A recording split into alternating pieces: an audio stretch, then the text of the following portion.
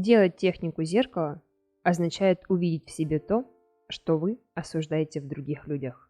Если вам нравится все, что связано с саморазвитием, и одна из ключевых ваших ценностей и мотиваций – познание себя через свои проявления, тогда принцип зеркала может стать для вас великолепным инструментом самопознания и способом влияния на других людей. В принципе, сама по себе идея зеркальности не нова, и она заключается в том, что все люди являются отражением вас. Но для большинства людей этот принцип почему-то остается на уровне красивой эзотерической концепции, которая не имеет под собой совершенно никакого практического применения. Например, когда у вас все хорошо, вы в отличном настроении и наполнены мотивацией, когда события складываются именно так, как вы планировали, когда общение с другими людьми легкое и продуктивное. Тогда вы способны излучать позитив и благодарность, смотреть на прекрасный мир вокруг и видеть в нем отражение себя. Но в какой-то момент договоренности с вами нарушают. Работу, которую должны были сделать другие, не делают. В назначенное время не приходят вовремя. Сделки срываются или их итог вам не нравится. Долгожданного повышения как не было, так и нет. Зарплата задерживается уже не в первый раз. Муж лежит на диване, ничего его не беспокоит, ничего ему в этой жизни не нужно. Или жена начинает выносить вам мозг по любому мелкому поводу, обижается непонятно на что, дурацкими ссорами и скандалами вы уже сыты по горло. В этот момент вас все это достает в край, и принцип зеркала куда-то испаряется. Вы больше не видите, что происходящее все еще отражение вас. Ведь как вся эта ерунда может быть отражением вас, да? И если сказать человеку в этот момент, что какие могут быть претензии, если окружающие люди лишь твое отражение, у него сразу находятся объяснения, какие-то причины, почему именно в его ситуации принцип зеркала не срабатывает или срабатывает как-то по-другому. Это, конечно, все глупости. На самом деле принцип зеркала работает всегда. И действительно окружающие люди являются отражением вас, и их поведение является отражением вашего сознания, вашего мышления.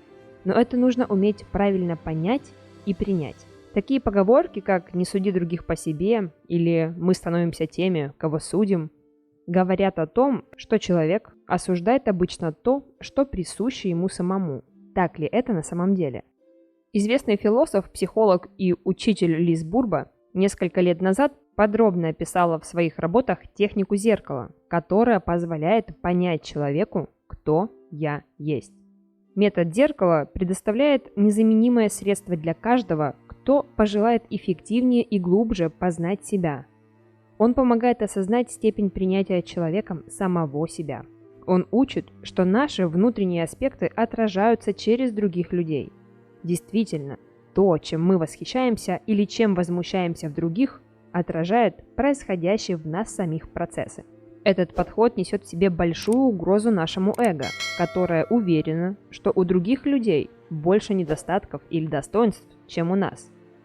Прежде чем приступить к знакомству с техникой, нужно усвоить следующее. Все, что существует вокруг тебя, есть отражение того, что происходит внутри тебя.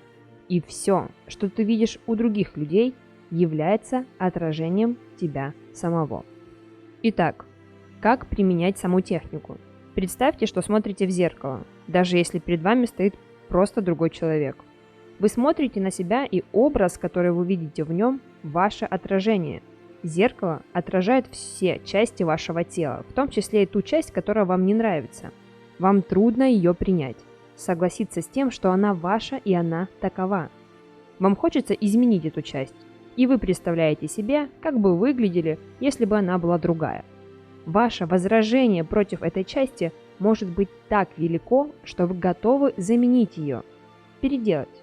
И здесь важно осознать, что чем больше ваше раздражение и недовольство этой частью тела, тем безобразнее она вам кажется. Точно так же происходит и на психологическом уровне. Чем сильнее человек отвергает какую-то часть себя, тем настойчивее она будет заявлять о себе и требовать внимания. Например, вам не нравится что-то в поведении близкого человека, а между тем этот человек в данном случае выступает вашим отражением. Это означает, что вам не нравится, когда вы сами так поступаете. Принимая идею о том, что все другие люди наши зеркала, вы можете использовать этот метод каждый раз, когда взгляды или поступки людей вас возмущают. Например, Вас возмущает человек, который легко впадает в гнев.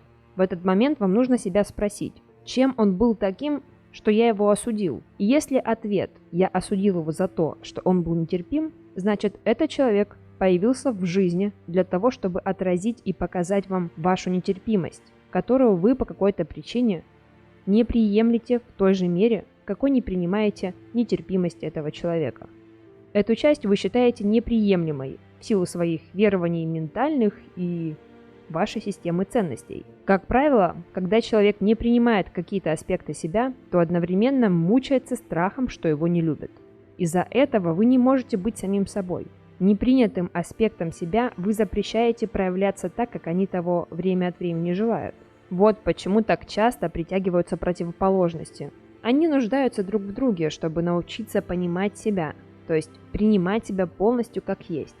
Люди являются лишь отражением вас. Они всегда показывают вам то, что вы сами в себе не видите или игнорируете. Если люди ведут себя с вами агрессивно, то, возможно, у вас есть подавленная или невыраженная внутренняя агрессия. И для того, чтобы с вами перестали так себя вести, нужно разобраться с этой агрессией внутри вас. И вы не будете провоцировать окружающих на агрессию. Если окружающие люди манипулируют вами, и вам это приносит дискомфорт, проблемы и страдания, вам также нужно работать в первую очередь с собой. Если же вокруг вас радостные, веселые и замотивированные люди, это показатель вашей внутренней реальности. Что внутри, то и снаружи. Да, метод зеркала точно так же применим и к тем, кем мы восхищаемся. Восхищаемся же мы теми, чьи качества, атрибуты и таланты у нас самих, как нам кажется, отсутствуют. Мы с удовольствием воспринимаем в другом человеке то, что считаем превосходным, и воображаем себя на его месте. Если, например, вы восхищаетесь человеком, который умеет себя организовать, это свидетельствует о том, что вы не принимаете свою способность быть организованным. Если вы ее отвергаете, она, в свою очередь, как и всякая досаждающая ваша часть, разбудит страх быть нелюбимым. Таким образом, все, чем мы восхищаемся в другом человеке, предоставляет те наши достоинства, которых мы не признаем. И все, что досаждает в другом, соответствует недостаткам, которых мы не принимаем. Любить себя, безусловно, означает принимать себя во всем. С другой стороны, если вам хорошо с человеком, в отношении которого у вас нет ни восхищения, ни возмущения, ни сравнения с собой, это означает, что он отражает те ваши части, которые вы приемлете. Вот почему некоторые формы поведения раздражают одних и не раздражают других. В общем, чем сильнее кто-то раздражает вас, тем громче Вселенная напоминает о той самой потребности принять самого себя. Представьте теперь, что все ваше окружение, все люди отражают вас как зеркала. Вы будете поражены тем, сколько аспектов себя вы скрывали под видом различных субличностей, и сможете определить, какие из этих аспектов вы принимаете, а какие отвергаете. Главная цель этого метода – помочь вам принять себя такими, какие вы есть. Применение этого принципа и понимание того, как он работает, дает необходимую сознательность при выборе верного пути в личных отношениях, на работе и в жизни в целом. Если вы будете пользоваться этим инструментом регулярно, то он станет самым мощным двигателем изменения жизни к лучшему. Я желаю вам удачи!